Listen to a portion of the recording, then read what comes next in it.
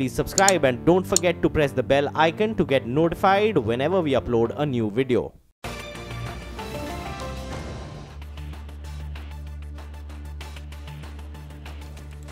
You're with us here on a fresh new edition of Midcap Radar. We're down about 30 points, so there is no bounce, no sign of a bounce, at least not so far. 11,409 is where we are at. It's been a pretty tepid and flattish kind of day. Quiet, I think, is the word that you'd want to use. Midcaps are doing better, about 0.25% higher on that particular index. Advanced decline is pretty balanced. I mean, slightly tilted in favor of declines. 1,077 stocks are lower compared to about 960 stocks which are higher. This is essentially the aggregate NSE picture. Okay, so those are the top stories. Ashwani is with us. Ashwani, afternoon. Thanks very much. 33 points lower on the Nifty, still there. Very settled in a way, no real excitement, or it's not bouncing around really. What's your view now? See, the good news is that we are not breaking 11,400.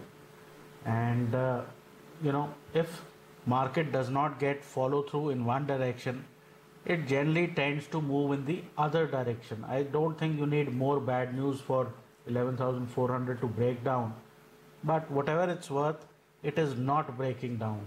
So sooner or later, that will create a bounce, because shorts which are accumulated here will not get follow through and will tend to cover. My sense still is that private banks have been butchered, and at some point they should see upside follow through, maybe as early as this afternoon, because tomorrow you have the bank Nifty expiry. I mean, to be short on a market where everybody is short, or where there's no dearth of bad news, doesn't really create value. So SBI is a buy with a stop of 285, target of 301. PNB is a buy with a stop of 80, target of 91. Canara Bank is a buy with a stop of 260, target of 277. Till now, only PSU banks are in the green. I would think some private bank action should happen as we get into the close. Okay. Any thoughts on name like JSPL, Ashwani? It's bouncing a little bit. See, again, metals, Vedanta, Hindalco are bouncing from the lows. So, that's where the maximum number of shorts are, either financials or metals.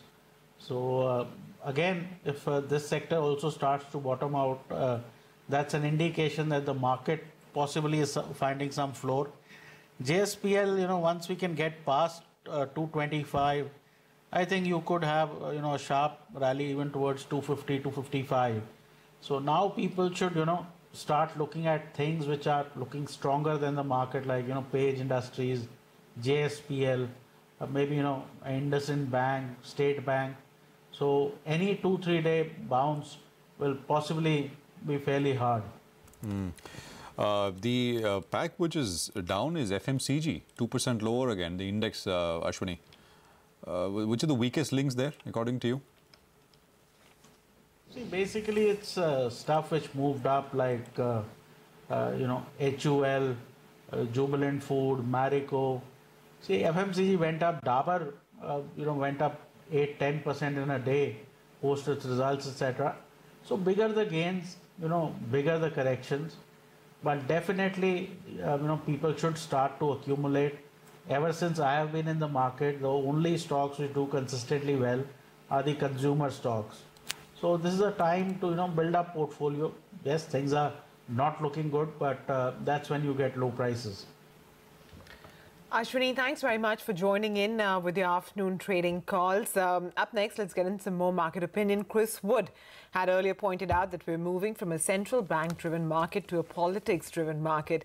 It's been 10 years now since the great financial crisis, and a lot has changed. So what is driving the market now, and what are the risks? Here's an exclusive conversation that CNBC's Akiko Fujita had with Wood from the sidelines of the CLSA Investors Forum in Hong Kong. The last 10 years, basically, the central banks have been the key driver of markets, and that's what you had to pay attention to first and foremost. The great thing about the central banks, they were doing their best to be entirely predictable. That was the whole Fed policy, to be predictable, especially under Bernanke and Yellen. I would say in the last 12 to 18 months, the game's changed. The central banks are no longer the key driver. They're clearly important. And the key driver is politics. And the problem and the risk, but also the opportunity, is that politics is much less predictable than the central banks. Because I think events in the Eurozone are going to come down to this issue on Italy. What we're really talking about Italy is a renewed existential crisis in the Eurozone, which is what we had in 2011, 2012. We only got out of that problem by Mario Draghi promising to buy all these Eurozone government bonds. So in the context of what could happen in Italy, Brexit is a sideshow, because actually the developments in Italy could render the whole Brexit debate irrelevant, which means an awful lot of people, including most senior British civil servants, will have wasted a lot of time. So the key point is that Italy is part of the Eurozone, whereas the UK is not. But I agree, it looks like they want to fudge the deal. Well, my personal guess is that US cyclical momentum peaked last quarter, but it doesn't mean to say it collapses this quarter. I think the dominant phenomenon in markets this year is the extraordinary impact on the US stock market and the US economy, but particularly the stock market, driven by US corporate tax cuts, which have been dramatic. You can see the surge in earnings. You can see that in the collapse in corporate tax revenues. You can see it in the dramatic surge in small business confidence, because the small businesses were paying higher tax rates than the big multinationals. And most spectacularly, you can see it in this incredible surge in share buybacks, which is driving the market. And share buybacks look like they could even be $1 trillion this year. Okay, plenty of people have blamed share buybacks for the relentless rise we've seen in US stock markets. Of course, there's been profit growth as well over the years, but over the last 2 or 3 years, share buybacks, huge. Well, some earnings have been coming through. Capri Global, it's about a 2,000-odd crore market cap company. They've posted numbers, and it's a strong set this quarter, driven largely by their robust loan growth. The operating profit has also seen a significant jump of about 80% on a year-on-year basis. We have Mr. Rajesh Sharma, the MD of the company, who now joins in to take us through the earnings in detail. Mr. Sharma, good afternoon. Thanks very much for speaking with us. To begin with, could you give us a sense of what has been the movement in the asset quality as well? What are the disbursements? So, disbursal this quarter has been, as compared to last quarter, Mr. Sharma, can you hear me, sir? Okay, I think we seem to have snapped that connection with the management of Capri Global. We'll just get them back online. Just a quick check on what's happening in the market. Well, it seems actually status quo for now. So Nifty is just about holding at that 11,400 odd mark. The Sensex is down about 80 odd points as we speak. It's a better day actually for the Midcap index. It has been outperforming actually through the day, but as we speak, it's narrowed its lead a little bit. And of course, in terms of stocks which are advancing and declining, it now seems this afternoon that it's a pretty even keel. We're back online with Mr. Rajesh Sharma, the MD of Capri Global. Mr. Sharma, we were talking about the disbursements and the asset quality. Sir, could you give us a sense of how what you've seen this quarter?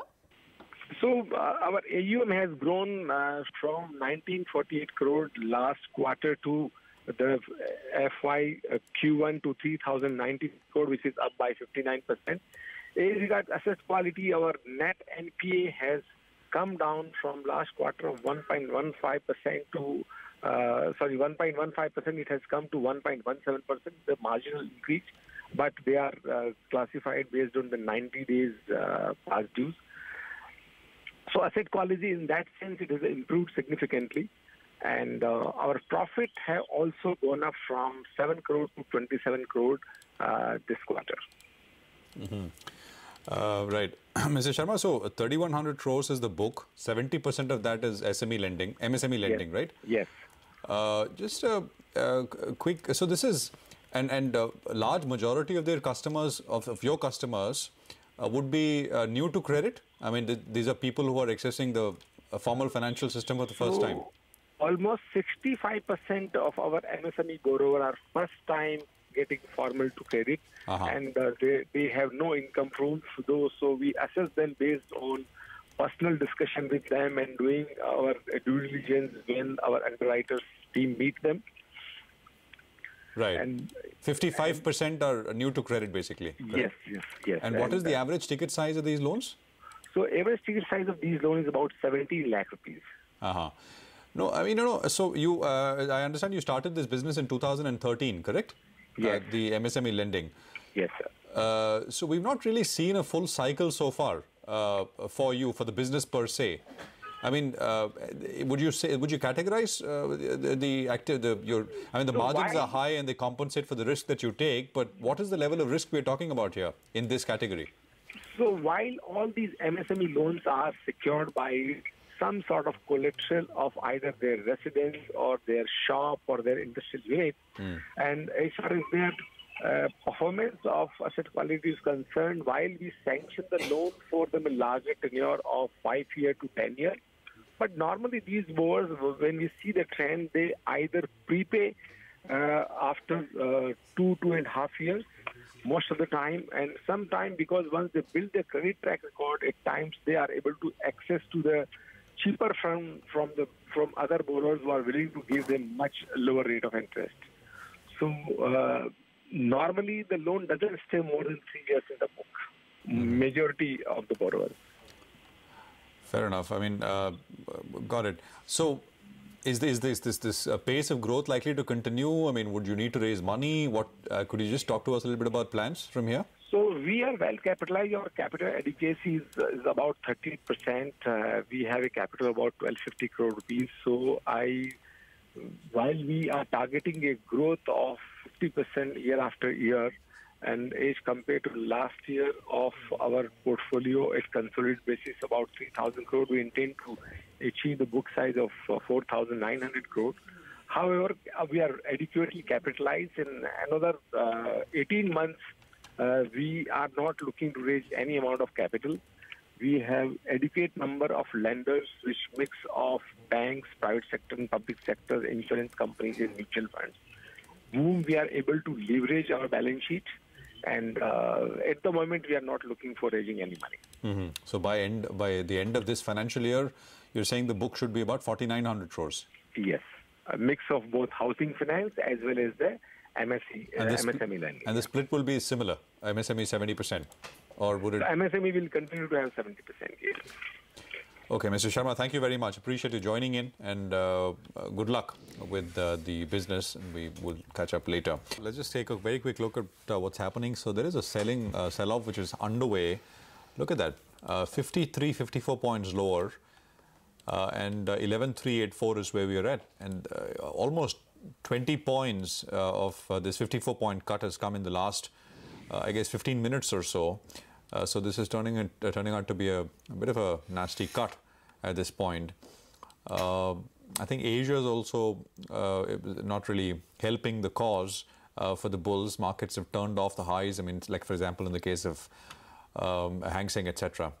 So we'll keep a close eye on this one. But there is no bounce. I mean, generally there was a sense that after the 300-point sell-off in the last few days on the Nifty, there would be a bounce, but it's not materialized at all. Welspun Enterprises is the other company we are speaking with. It's on the radar after NHAI has declared August 30th as the appointed date for 6-laning of the Aunta Simaria project. This is in the state of Bihar. The project is supposed to be completed within a period of 42 months. The cost is about 1,160 odd crores or so. Sandeep Garg is Managing Director and CEO at Welspun Enterprises. He's with us on the phone line. Mr. Garg, thank you for your time. Could you talk to us about, is the project going to be on time? What kind of IRR are you working with for this particular project? Just some details would be helpful, sir. Thank you, Vasant, for taking me on this show. Aunta Simaria is primarily a bridge project across the river Ganga. The total length of the project is only 8.15 kilometers.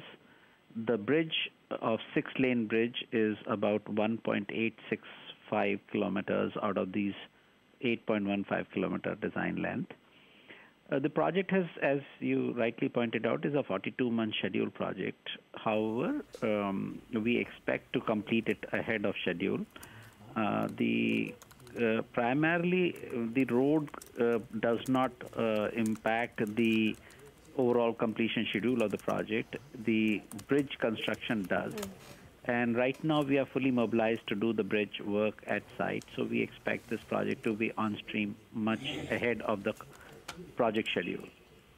In terms of the returns, the project is likely to yield mid-teen IRR returns on an COD plus 2 exit basis.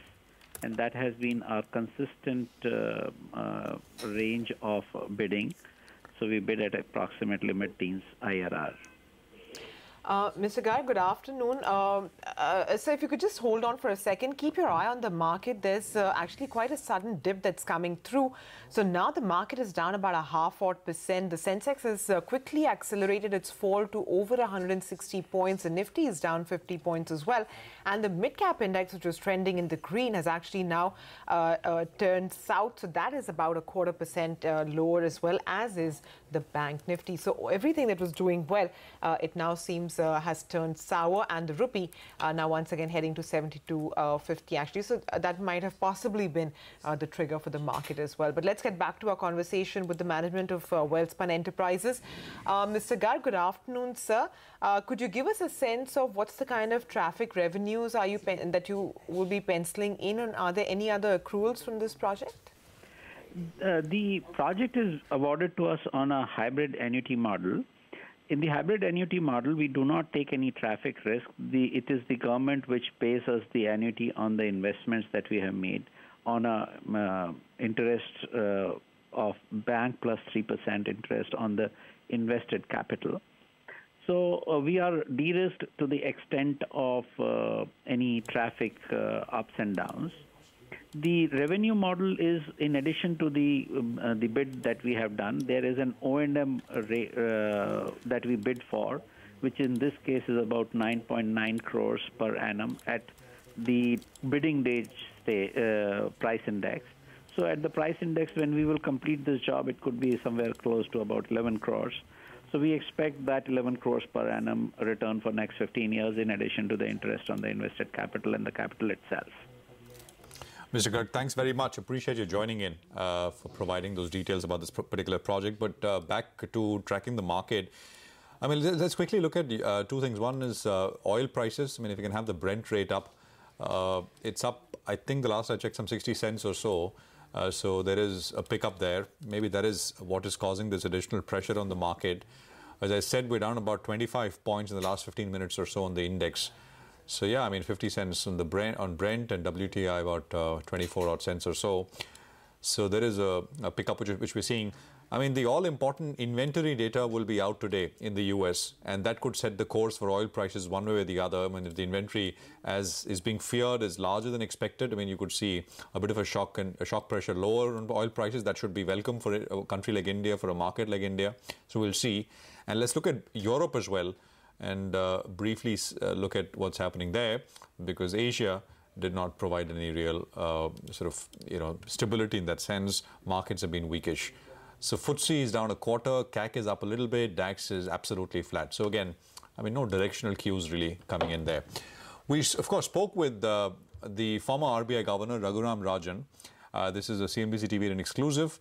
And he says that developed economies are not decoupled from emerging market economies, adds that growth is in the emerging markets, and if tariff wars slow that growth down in EMs, then developed markets will also suffer. He though says that no such realization about the connection between the two has hit the US yet. Listen in.